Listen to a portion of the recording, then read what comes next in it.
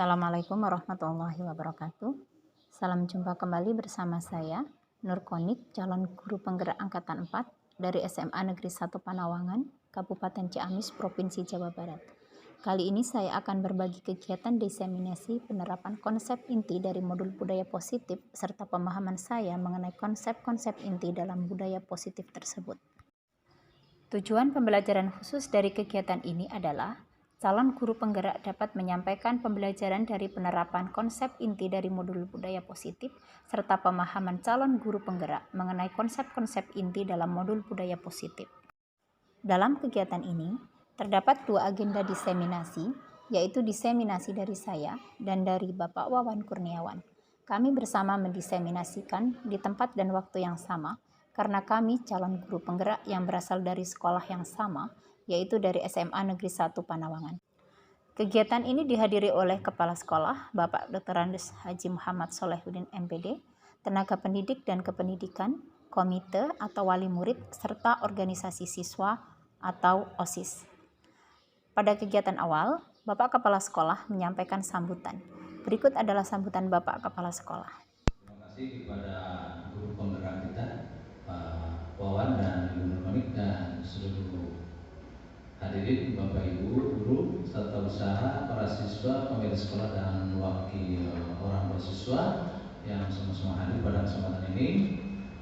Marilah kita ikuti kegiatan ini sebagai bentuk apresiasi kita kepada peningkatan mutu pendidikan, karena pada dasarnya guru penggerak, sekolah penggerak adalah dipacu untuk meningkatkan mutu pendidikan dengan suatu fokus, yaitu terbentuknya profil pelajar Pancasila.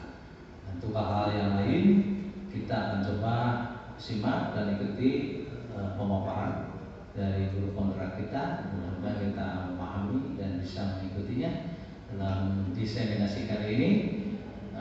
Program yang sudah mereka ikuti yaitu tahap 1, modul 1 ya. Mungkin nanti akan berjalan selama 9 bulan. Ya, selamat kepada semuanya. Mudah-mudahan kita selalu semangat untuk menghidupkan merdeka belajar. Assalamualaikum warahmatullahi wabarakatuh. Terima kasih atas sambutan Bapak Kepala Sekolah. Selanjutnya, pemaparan umum sekilas tentang guru penggerak. Setelah itu, kami bergantian memaparkan sekilas tentang calon guru penggerak dan pemahaman kami tentang konsep-konsep inti dalam budaya positif, yaitu perubahan paradigma belajar, disiplin positif, motivasi perilaku manusia, kebutuhan dasar, posisi kontrol restitusi, keyakinan kelas, dan segitiga restitusi. Modul 1 ini tentang paradigma dan visi guru penggerak, di mana di modul 1 ini ada 4 subbab. Yang pertama adalah filosofi pendidikan oleh Ki Hajar Dewantoro. Sebagaimana Bapak Ibu sudah ketahui, dari dulu kita sudah mengenal Ingarso Suntodo, Ingmadyo Mangunkarso, Tuturi Handayani, dan sebagainya tentunya Pak ya, Bapak Ibu dan juga anak-anak mungkin ya ada di dasi kalian. Mungkin dulu itu kan begitu ikonnya ada di misalnya tembok-tembok sekolah, di atribut-atribut sekolah. Tapi sekarang kayaknya udah mulai jarang kita temui ya. Oke, yang kegiatan selanjutnya yaitu diseminasi dari masing-masing calon guru penggerak. Pada sesi saya mendiseminasikan tentang aksi nyata, yaitu tentang peraturan rambut. Sebelumnya, akan saya tayangkan video demonstrasi kontekstual tentang pemahaman mengenai segitiga restitusi dengan melakukan praktik segitiga restitusi dengan murid tentang masalah peraturan rambut di sekolah.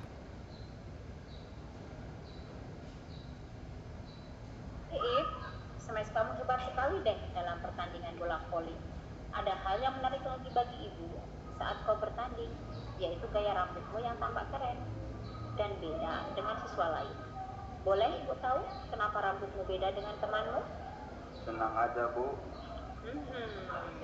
Tapi kamu tahu tentang aturan rambut di sekolah ini? Tahu, Bu, tapi aku senang dengan rambutku seperti ini. Oh, saya tahu. Apa kau merasa nyaman walaupun rambutmu beda dengan temanmu? Ya, Bu, aku malah senang. Kenapa? Kalau aku main voli dengan rambut seperti ini, aku merasa pede, bebas berekspresi, sehingga semangat dalam bertanding. Begitu. Tapi ini tidak sesuai aturan. Iya, Bu. Boleh ibu tahu apa yang akan kau lakukan? Saya tahu, tapi saya gak mau mencukur rambutku, Bu. Oh, baik. Sebenarnya kau tahu apa yang akan kau lakukan. Ibu akan membantumu mencari solusinya. Sampai jumpa ya. Terima kasih, Bu.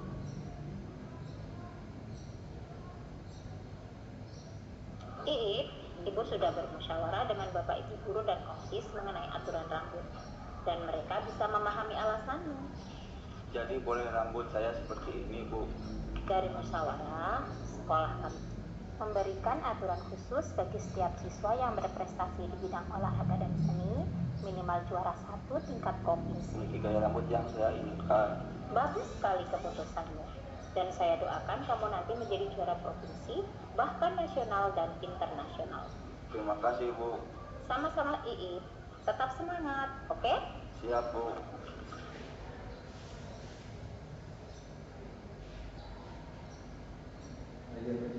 Setelah menyaksikan video tersebut, saya mengundang partisipasi dari peserta diseminasi tentang tanggapan mereka terhadap tayangan di video. Baik Bapak Ibu, saya lanjutkan dan juga anak-anakku yang ada di sini juga Bapak Wali murid yang sudah menghadiri di sini. Saya akan lanjutkan diseminasi saya tentang budaya positif. Oke, sekarang saya berikan studi kasus dulu. Tolong Bapak Ibu juga anak-anak dan juga wali murid untuk menanggapi studi kasus ini. Studi kasus saya yang saya desain adalah begini. Salah satu siswa mempunyai gaya rambut yang berbeda dari tata tertib sekolah. Dengan gaya rambut yang dia miliki, dia merasa lebih senang, lebih bebas berekspresi, dan lebih bersemangat di lapangan saat bermain bola voli. Kenyataannya, dia berhasil menjuarai beberapa lomba olahraga dan tentunya juga mengharumkan nama sekolah. Tentunya hal ini menjadi masalah jika tidak ditangani dengan bijak. Lalu, apa yang harus dilakukan oleh guru atau sekolah untuk menangani hal tersebut? Bapak Ibu silakan memberikan tanggapan terhadap kasus ini. Slide ketiga Pak Erli. Karena ini adalah masalah kita semua, lalu ini jadikan suatu masalah. Silakan.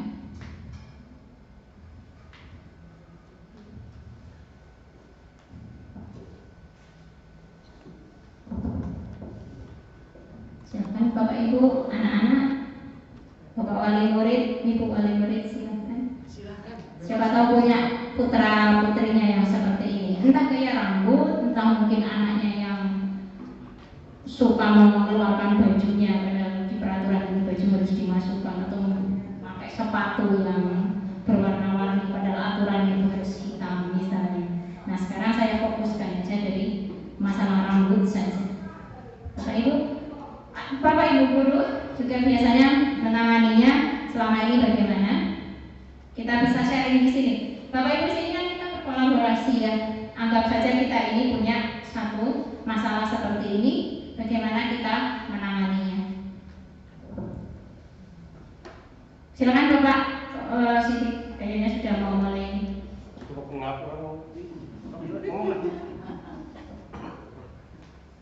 Ada ini kayak terkenal ya tadi kamu.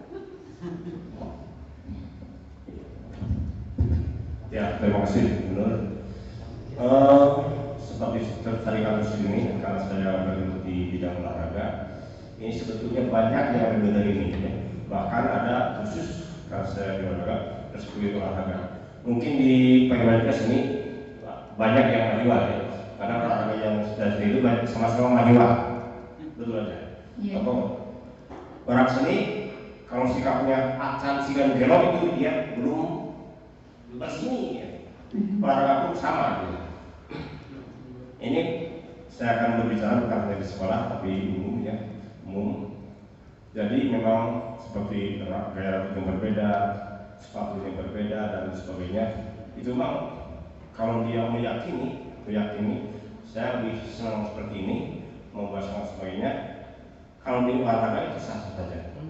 Saya belum tahu kalau di sekolah, ya kalau sekolah itu sangat bertabrakan antara aturan atau terpilihan sekolah dengan prestasi yang dia miliki di bidang itu. Karena tiap-tiap cara olahraga punya ciri khas tersendiri. Saya nggak lihat secara sendiri. Jadi memang betul, ya, kalau anak yang berprestasi itu ada kelainannya, pasti ada kelainannya. Terutama di bidang olahraga ya, dari kamu. Kemudian lagi bahkan saya pernah bawa tim itu oleh pelatihnya, anak-anak semuanya rambutnya disemprot semuanya supaya kelihatannya serem. Itu di luar, tapi ini bukan sekolah ya, bisa seperti itu. Jadi bahkan kalaupun misalnya ini maaf, ada keluar sedikit ya, ini tentang sekolah olahraga. Nah, di sana pernah disarankan, jadi ada psikolog di tiap olahraga itu, di satu tiap atlet itu satu-satu dipanggil, senangnya kamu apa, dan seterusnya. Ada yang senangnya misalnya ditonton oleh pacarnya. Itu kalau pacaran datang, itu akan semangat. Sama seperti SMA kebanyakan seperti itu ya di beda ini. Bahkan ada yang kalau ditonton oleh pacarnya dia menjadi monitor ada, otomatis ya. Jadi dalam olahraga ini dibutuhkan. Hanya nanti kolaborasikan dengan peraturan dari sekolah. Apakah boleh atau tidak dari sekolah? Terserah. Tapi kalau khusus olahraga dia seperti itu. Kita lihat dulu sebentar. Terima kasih. Maaf Pak, tadi saya nggak sadar membelakangi Bapak yang di depan. Pak Kepala, Bapak Wakil Kepala, ya, Bapak, maaf sekali. Terima kasih atas tanggapan dari Pak Sidik. Apa yang ditanggapi Pak Sidik ada beberapa yang mirip dengan nanti berhubungan dengan tadi ada restitusi, teori kontrol dan sebagainya yang ada di bagian budaya positif. Mungkin saya minta lagi satu dari Bapak Ibu Guru, kalau Bapak Sidik adalah dari olahraga. Mungkin Bapak Ibu yang lain selama ini. Bapak Wali Murid. Oke, silakan. Bismillahirrahmanirrahim. Assalamualaikum warahmatullahi wabarakatuh. Kalau kita lihat kasus ini seandainya menimpa anak saya, ya, nah maka biasanya orang tua itu tidak mampu untuk menyelesaikan masalah ini, terutama masalah rambut dan pakaian dan sebagainya, karena ada pengaruh dari lingkungan sekitar. Nah, untuk solusinya barangkali kami sebagai orang tua bisa minta bantuan ke pihak sekolah. Jadi antara orang tua, pihak sekolah dengan anak itu disosialisasikan, dikomunikasikan bagaimana solusinya. Jadi barangkali nanti ada tanggapan dari orang tua, memberikan nasihat kepada anak itu akan didukung oleh pihak sekolah. Pihak sekolah juga didukung oleh orang tua. Jadi tidak untuk kemungkinan anak nanti akan berubah sikap. Itu barangkali dari orang tua. Ya, terima kasih atas tanggapan dari Bapak Wali Murid. Nah, yang disampaikan Bapak Wali Murid tadi adanya kolaborasi ya Pak ya. Jadi orang tua minta ke pihak sekolah dan anak yang bersangkutan. Oke, terima kasih. Satu lagi yang dari anak-anak mungkin. Baik, Bismillahirrahmanirrahim. Assalamualaikum warahmatullahi wabarakatuh. Waalaikumsalam warahmatullahi wabarakatuh. Kepala sekolah yang terhormat dan Bapak Ibu guru yang saya hormati. Untuk menanggapi hal tersebut, jadi menurut saya meskipun anak itu berprestasi, ketegasan harus tetap diberikan. Karena bagaimanapun apabila dia berprestasi namun ketegasannya tidak diberikan secara merata, hal itu akan mempengaruhi terhadap anak-anak lain untuk melanggar aturan sesuai yang dilakukan temannya yang berprestasi. Kenapa? Karena di anak-anak sendiri ketika temannya yang berprestasi mendapat perlakuan khusus dari guru, itu akan menimbulkan kecemburuan di anak-anak. Nah, dan hal tersebut menurut saya pribadi dari pengalaman saya waktu di SMP, hal tersebut sangat berpengaruh terhadap perilaku anak-anak yang lain, sehingga anak-anak yang lain banyak yang mengikutinya walaupun dia tidak berprestasi, dan itu sangat sulit untuk dikendalikan baik oleh teman-temannya ataupun oleh pihak guru karena kesalahan dalam menanggapi hal tersebut. Jadi sebaiknya menurut saya ketegasan harus tetap dijalankan karena ini berhubungan dengan pihak sekolah, dan sebagai murid kita harus tetap mengikuti peraturan sekolah walaupun kita berprestasi di sekolah tersebut. Sekian, terima kasih. Iya, terima kasih sekali ini dari OSIS ya. yang begitu tegas terhadap suatu peraturan. Mungkin ada pepatah di mana bumi dipijak di situ langit dijunjung. Ini sangat tepat sekali, ya. Sekarang kita masukkan ke beberapa budaya positif yang ada di kasus ini, Bapak Ibu. Tadi sudah ada 4 penangan. Bapak Ibu, yang pertama ada namanya teori kontrol. Kalau teori kontrol itu nanti saya sharekan aja ya Bu, Bapak Ibu, sama juga ada filenya nanti. Untuk teori kontrol ini ada suatu pergeseran paradigma ya. Kalau dulu ada namanya stimulus respon, kemudian di sini kita menggunakannya itu yang teori apa Pak? Pak Wawan?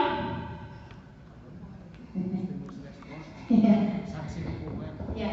Contohnya misalnya gini, si anak ini namanya rambutnya itu kan sudah tidak sesuai dengan aturan. Tapi ada suatu teori yang mengatakan bahwa segala tindakan itu adalah mempunyai tujuan. Saya tahu, ini saya menggunakannya dari Iip. Saya tahu mengapa Iip menggunakan rambut seperti itu setelah saya wawancara. Ternyata dia apa? Dia di situ mempunyai tujuan. Kalau dengan rambut yang seperti ini, saya merasa percaya diri, saya merasa senang, sehingga timbul motivasi saya untuk bermain di situ, sehingga saya berprestasi di situ, sehingga saya berhasil di situ. Seperti apa yang Pak Sidik tadi katakan. Jadi dia itu mengatakannya seperti itu karena punya tujuan, walaupun dia melanggar aturan. Kalau kita sebut di sini, yang mengatakan kalau yang teori stimulus respon, suatu perbuatan yang tidak sesuai dengan aturan itu kan seakan-akan dibuat merupakan suatu kesalahan. Tetapi kalau yang sekarang di sini kita tidak berpandangan seperti itu. Apapun perbuatan yang dilakukan oleh anak-anak kita itu sebenarnya punya tujuan, walaupun itu kalau dilihat tata tertibnya adalah melanggar aturan. Bisa dipahami ya Bapak Ibu? Saya memberikan contoh Iip karena dia punya tujuan jelas tadi. Dia memenuhi teori kebutuhan itu ada teori kebutuhannya. Dia merasa senang, dia punya power, sehingga dengan rambut yang seperti itu dia merasa bebas berekspresi, maka dia memainkan bola voli itu dengan senang. Akhirnya dia bisa berprestasi, bisa berjuang. Seperti itu. Itu di sekolah atau di luar? Di sekolah. Kalau di sekolah saya cenderung pendapat posisi tadi. Nanti Pak, kita ada beberapa teori di sini, beberapa solusi. Sedangkan kita posisi kontrol di sini, Bapak Ibu tentunya tidak dari bersangkutan dengan guru olahraga saja, dari Bapak Ibu Gusma, setidaknya pernah menegur ya anak-anak yang melanggar suatu aturan. Pasti itu, walaupun itu bukan anak wali yang kita walian dan sebagainya, pedulinya kita. Nah, untuk posisi kontrol di sini, bagaimana Bapak cara menegurnya misalnya? Mungkin Bapak Ibu bisa, ini rada panjang memang Pak, bisa memberikan bagaimana untuk menegurnya. Karena tadi berhubungan dengan restitusi Pak Wawan itu, apa kita itu menyalahkan? Ini bisa itu Pak Arli. Oke Bapak Ibu, silakan lihat 5 posisi kontrol saat Bapak Ibu mengetahui putra-putri kita melakukan suatu pelanggaran misalnya. Apa Bapak Ibu menerapkan sebagai penghukum? Misalnya ini kasus terlambat ya, nanti kita aplikasikan kepada kasus yang rambut panjang tadi. Ini kan juga suatu pelanggaran karena siswa masuk jam 7 ternyata lebih dari jam 7 misalnya ya. Apa Bapak menggunakan penghukum? Terlambat dari gitu ya. Apa aja sih yang kamu lakukan? Misalnya itu pernah Bapak Ibu seperti itu? Pernah, oke. Kalau Bapak menggunakan seperti ini, maka akibatnya murid akan menjadi pendendam, marah dan sebagainya. Dan jangan heran jika ada suatu kasus misalnya motornya dikempesin, mobilnya dicoret-coret, itu adalah suatu pelampiasan dari yang bersifat penghukum tadi. Oke. Apakah yang kedua merasa pembuat bersalah? Mungkin Bapak Ibu ada yang nadanya lembut ya, nada suara memelas, halus, sedih, bahasa tubuh merapat pada anak. Gitu misalnya, kamu ini gimana ya? Kamu sudah berjanji kepada ibu tidak telat lagi. Kamu sudah berjanji katanya dulu rambutnya panjang, sekarang ini nih, ya kan? Kok kamu mengecewakan ibu-ibu? Kok mengecewakan ibu? Ibu benar kecewa sekali. Pernah seperti itu? Oke, kalau seperti ini nanti murid akan merasa bersalah.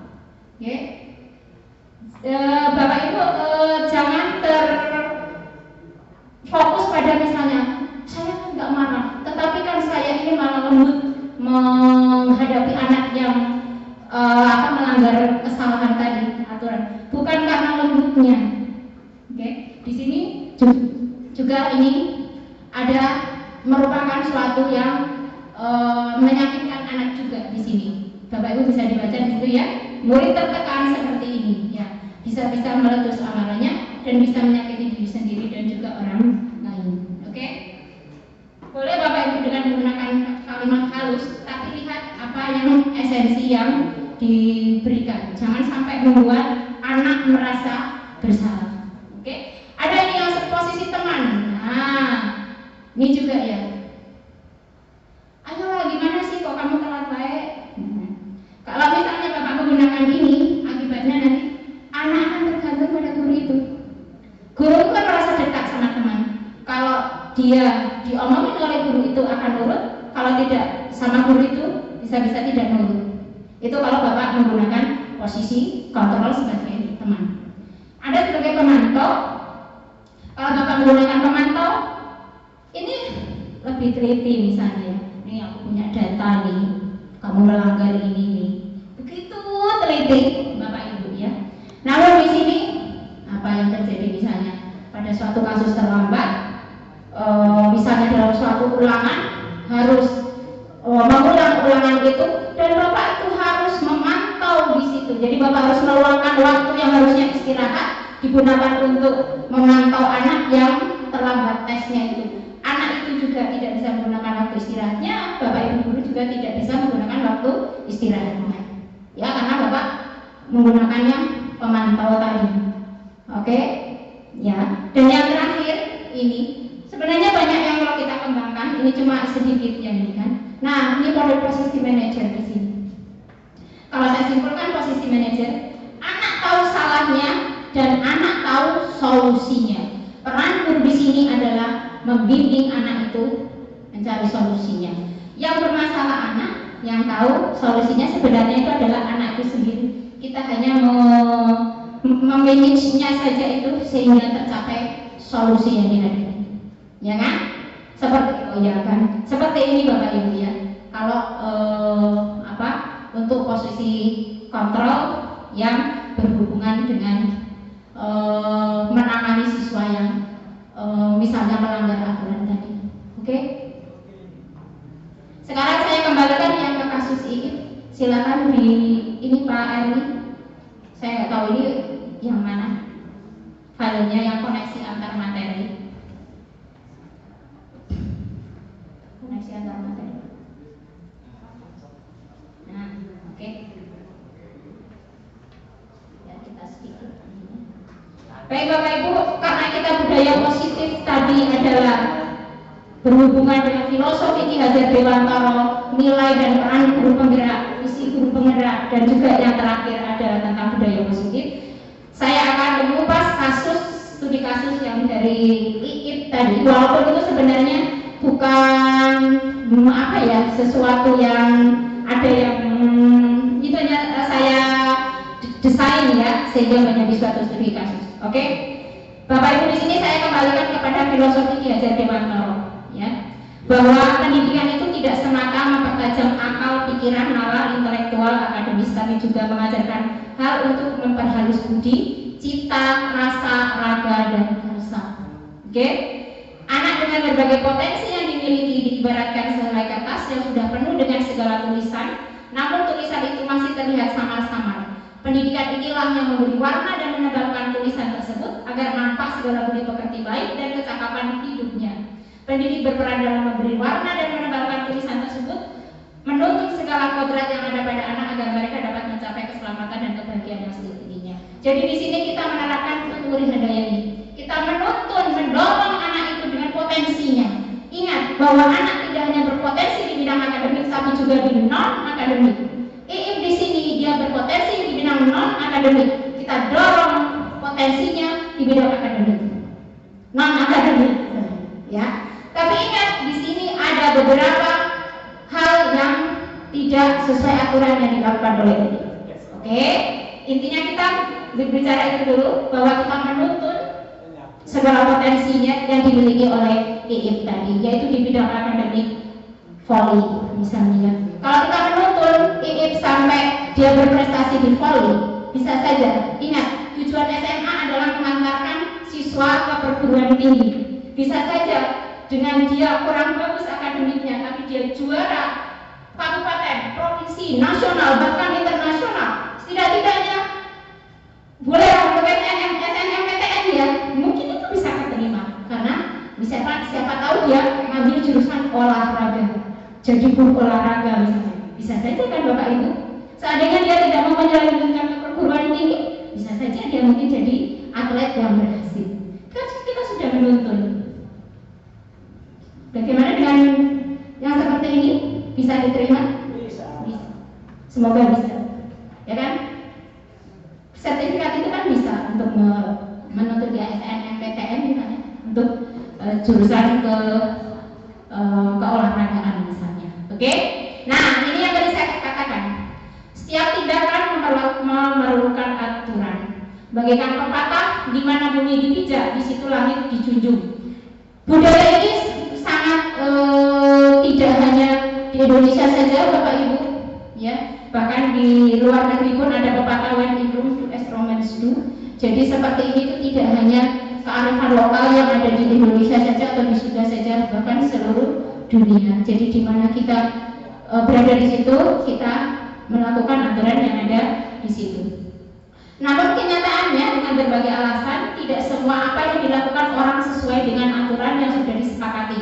Hal ini sesuai dengan teori kontrol bahwa tiap perilaku atau tindakan pasti punya tujuan walaupun tindakan tersebut tidak sesuai dengan aturan.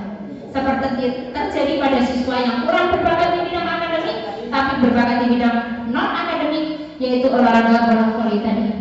Dia tidak melanggar aturan rambut, ya kan? Tapi dia memberikan aturan rambut sendiri yang dia merasa tadi senang, merasa bebas berekspresi, dan akhirnya memang anak itu menjadi juara dengan gaya rambut yang seperti itu. Oke. Kemudian masih ada keterangan. Kasus tersebut adalah siswa tidak taat aturan pada aturan rambut yang berbeda dari aturan sekolah. Dengan rambut tersebut dia merasa lebih senang, lebih bebas berekspresi dan lebih bersemangat di lapangan. Kenyataannya dia berhasil menjuarai beberapa lomba olahraga atas nama sekolah. Tentunya ini menjadi masalah jika tidak ditangani. Kok masih kesana lagi, belum diedit ini.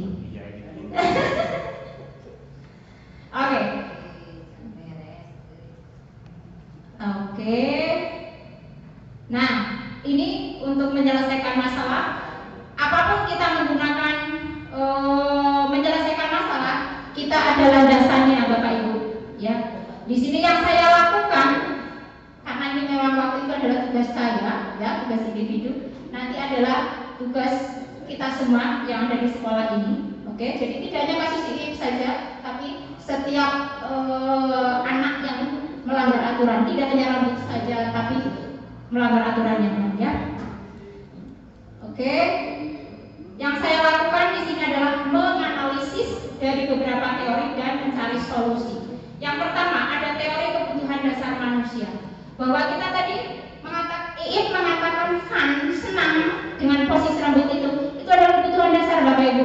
Kebutuhan dasarnya kita ada 5, ada fun, kesenangan, ada dia ingin kebebasan, tadi mengatakan lebih bebas, ya kan? Atau dia merasa survive, ataukah dia merasa kasih sayang dan sebagainya. Ada 5, tapi yang dibutuhkan ini saat itu adalah kebutuhan senang dan kebutuhan power. Tidak 5 dia butuhkan, tetapi 2 saja yang dia butuhkan.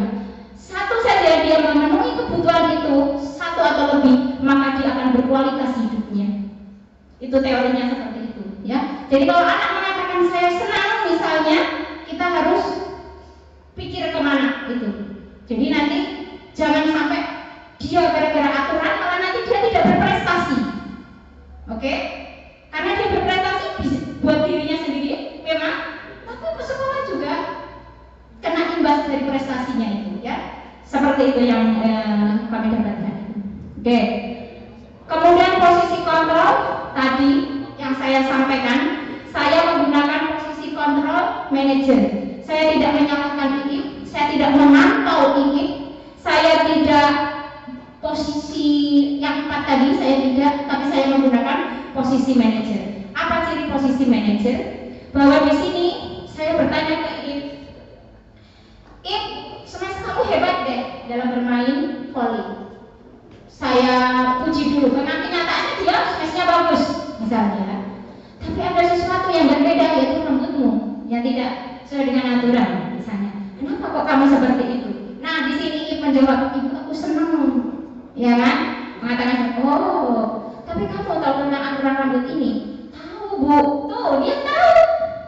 Ya kan, bukan berarti dia menggunakan rambut itu bukan tidak tahu, tapi dia tahu. Tahu Bu, tapi aku senang dengan rambutku seperti ini. Oh, saya tahu. Apa kau merasa nyaman walaupun rambutmu beda dengan temanmu? Iya Bu, aku malah senang.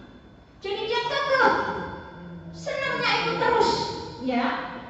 Mengapa? Kalau aku main voli dengan rambut seperti ini, aku merasa pede, bebas berekspresi, sehingga semangat dalam bertanding.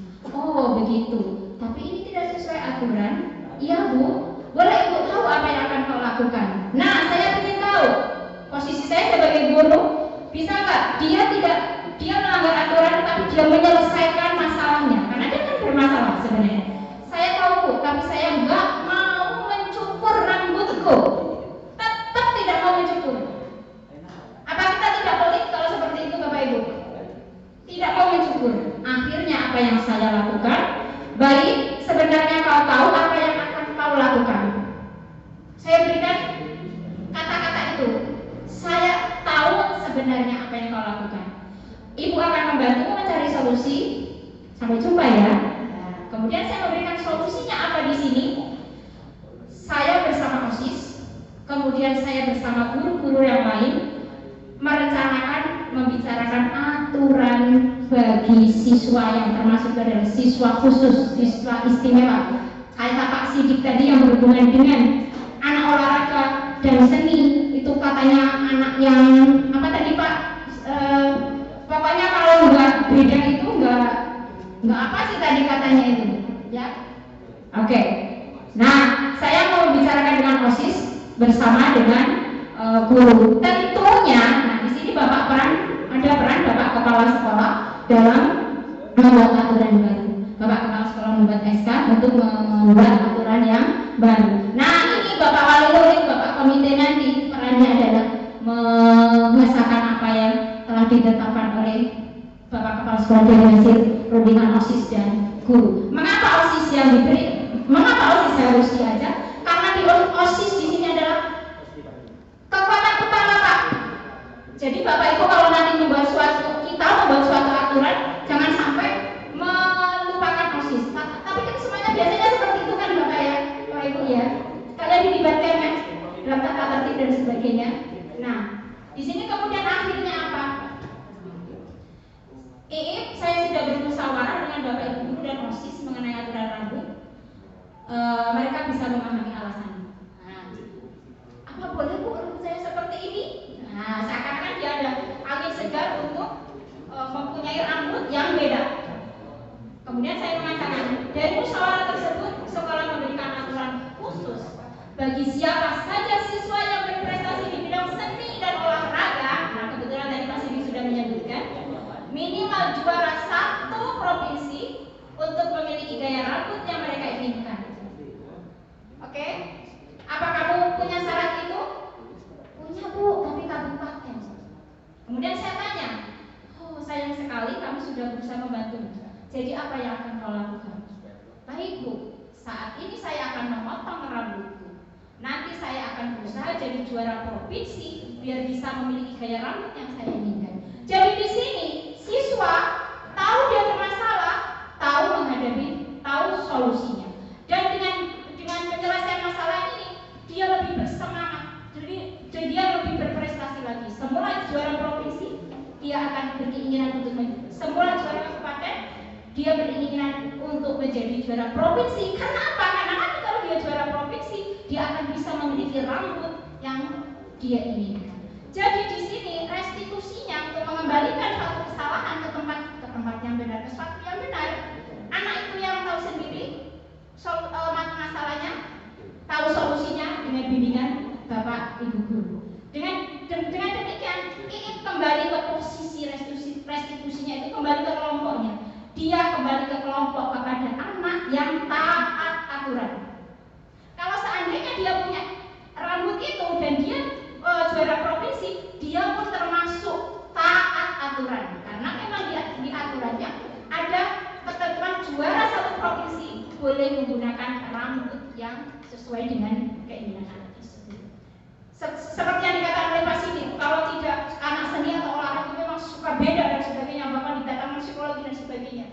Sangat mendukung dengan jawaban ini. Ada video dong, semuanya video ya Pak. Gimana Bapak Ibu? Ada videonya enggak? Ada, nanti ada Pak, ada nanti ya Pak ya.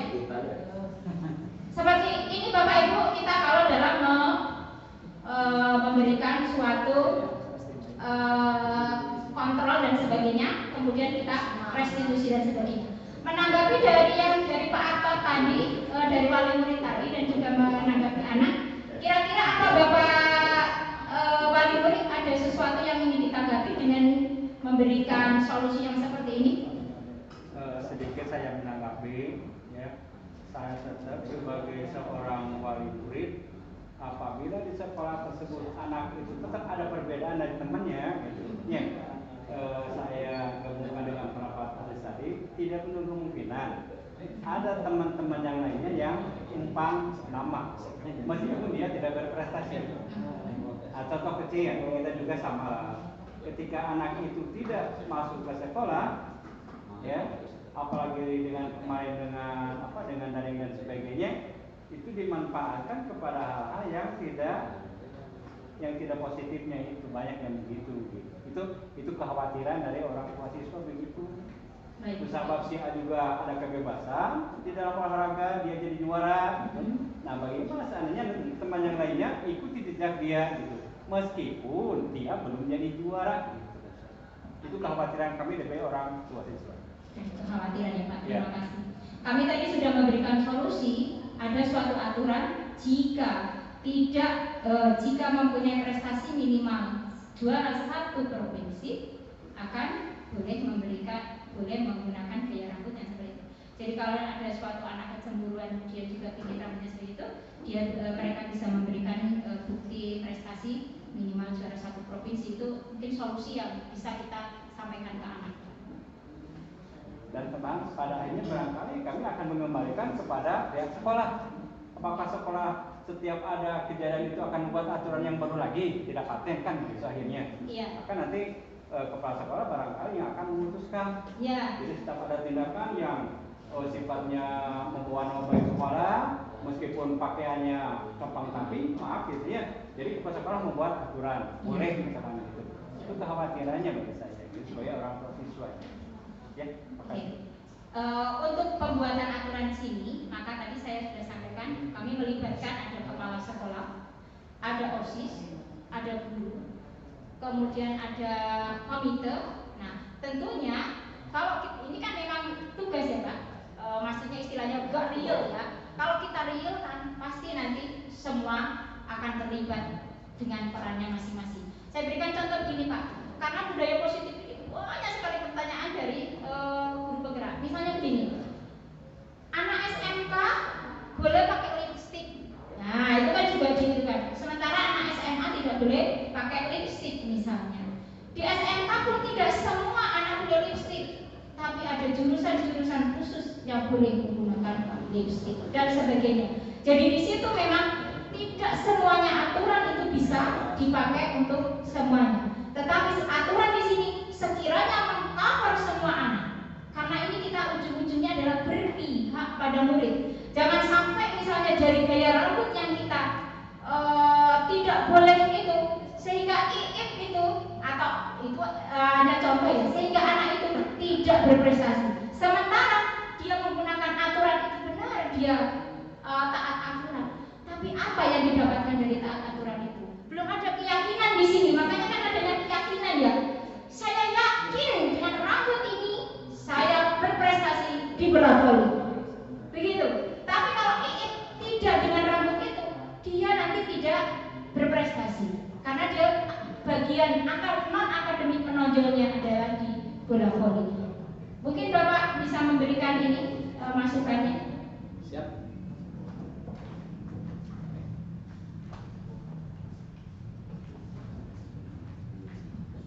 Baik, terima kasih. Ini apresiasi luar biasa ya dari diseminasi guru penggerak dan tanggapan wali siswa dan juga ada dari keputusan sekolah, siswa dan ibu guru. Sebetulnya hal ini merupakan kompetensi dari seorang guru. Ada 4 kompetensi, yaitu profesional, yang kedua pedagogi, yang ketiga kepribadian, yang keempat sosial. Sebetulnya rangkuman atau kristalisasi dari kompetensi yang harusnya menjadi prasyarat seorang guru profesional itu harus dimiliki. Dan ini dimunculkan di dalam peran dan fungsi sebagai guru penggerak. Kita bisa nampak tadi bahwa kasus seorang siswa tadi sebetulnya ini bukan membuat aturan baru barangkali Pak Wali murid, tapi ini adalah bentuk penanganan sebuah kasus. Sebetulnya di sekolah itu aturan harus dibuatkan SOP-nya, SOP yang diakui bersama dan melalui suatu proses pengolahan. Pengolahannya itu harus melibatkan dari berbagai stakeholder ya. Jadi bisa, teratur siswa itu harus menghadirkan di situ guru, tata usaha, siswa, orang mahasiswa dan komite sekolah dan mungkin juga tokoh pendidikan sekitar. Kemudian ditetapkan. Setelah ditetapkan itu disosialisasikan. Nah, sosialisasi itu artinya apa? Bahwa penerapannya nanti itu ada waktu sampai di mana seluruh stakeholder itu memahami. Dan sebetulnya di sekolah itu guru, kemudian wali kelas, guru bimbingan kelas termasuk juga kepala sekolah itu memiliki peran dan fungsi di dalam proses pembimbingan siswa-siswa yang tanda kutip memiliki masalah. Dan menurut saya yang ditangani oleh ibu tadi sebetulnya adalah bagian dari proses kita untuk menangani secara responsif ya Bu. Nah ada yang lebih jauh lagi nanti dari guru penggerak ini insya Allah karena 9 bulan masih proses. Sebetulnya penanganan siswa itu tidak responsif saja, tapi harusnya proaktif Pak. Ya. Proaktif maksudnya apa? Di dalam kompetensi seorang guru itu ada yang disebut dengan memahami karakteristik peserta didik. Nah itu bagaimana memahami karakteristik peserta didik? Itu harus lebih jauh dari awal. Siswa ini siapa? Orang tuanya siapa? Tinggal di mana? Bagaimana dia karakternya ketika dia SMP? Atau dari SD-nya atau dari TK-nya? Tahu? Ada yang disebut dengan riwayat pendidikannya. Ya. Nah itu tercatat dan tersimpan secara rapi di ruang BK. Ya. Ada yang disebut dengan buku pribadi siswa. Nah, kemudian untuk menyangkut terhadap potensi dia sebagai siswa itu ada yang disebut dengan psikotes di sekolah. Psikotes bagaimana hasilnya? Nah itu dicatat juga kemudian disimpan di ruang BK dan itu merupakan bagian referensi dari para guru ya, para guru. Nah ini guru penggerak di sini nanti akan menggerakkan potensi guru semuanya melalui 4 kompetensinya tadi. Ya, alhamdulillah kita punya 2 orang guru penggerak. Walaupun kepala sekolahnya tidak lulus nih sekolah penggerak, kenapa? Karena usianya sudah tinggal 2 tahun lagi pensiun ya, itu minimal harus 4 tahun.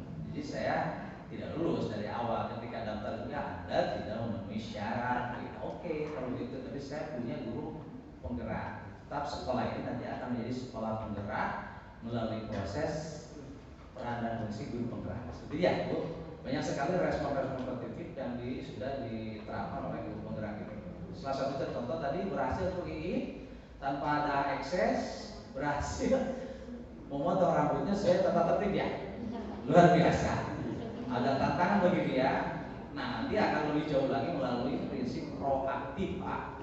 Di siswa ini karakternya seperti ini, cobalah oleh guru pembimbingnya, antara yang paling dekat itu wali kelas, diarahkan bagaimana dia berprestasi, tapi tanpa ada ekses namanya kompensasi atau sublimasi. What is this? Kompensasi itu artinya menyalurkan prestasi dia di tempat lain ya, karena dia punya kelemahan ya.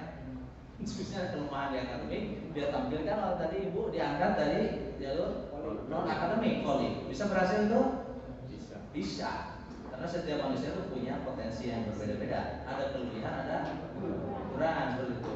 Karena yang berbahaya mungkin adalah sublimasi. Siswa tidak mau belajar, tidak datang ke sekolah, sublimasi, atau tidur dia masuk ke masjid, datang ke sekolah tapi masuk ke masjid tidur dia, atau ke kantin merokok dia, di sana nyumput gitu. Itu sublimasi, Pak. Mungkin Pak Sedik ya banyak menemukan itu ya, Pak. Iya. Nah, contoh-contoh ini mungkin masukan dari saya, Pak. Sekaligus komen luar biasa ini guru penggerak ya. Tolong Bapak Ibu didukung. Kita punya 2 orang guru penggerak yang semangatnya luar biasa. Siap. Dan saya jamin bahwa guru-guru yang muda di sini, bahkan yang senior juga akan ikut ya. Siapa tahu ya. Bahkan yang mau pensiun pun kelihatan semangat, ya kan? Pas Sidik dan Pak Atal itu mau pensiun, tapi udah semangat. Kalau bisa saya usulkan kepada pemerintah, pensiunnya 65, gitu kan? Setuju nggak, Pak? Mau tidak, Pak? Saya akan bukan rekomendasi Bapak pensiunnya 65. Ya, tergantung yang maha kuasa. Ini prosedur, Pak. Bisa saja nanti kekurangan PNS, pegawai dan Bapak difungsikan kembali kalau dengan sehat. Siapa? Oh, insya Allah. Itu barangkali Bu Nur ya, luar biasa. Sebuah kasus bisa ditangani dalam waktu yang cepat ya, dan berhasil tanpa ekses. Tepuk tangan buat Ibu. Terima kasih. Assalamualaikum warahmatullahi wabarakatuh. Terima kasih Pak, ini sebenarnya semua mendukung Pak, karena saya waktu membuat itu kan juga tanya ke Pak Ayat kesiswaan, tanya juga ke Didin dan sebagainya, semuanya Pak Kepala semuanya. Dan yang di sini itu tidak saya sama Pak Wawan saja Pak, semuanya bergerak Pak. Jadi kita berkolaborasi ini. Bergerak semua ya. Dan yang terakhir modul 1 ini yang ada di sekolah kita. Demikian Bapak Ibu, anak-anak, Bapak wali murid, Ibu wali murid, terima kasih atas perhatiannya, terima kasih sekali atas waktu untuk meluangkan di acara diseminasi ini. Terima kasih Bapak Sekolah. Assalamualaikum warahmatullahi wabarakatuh.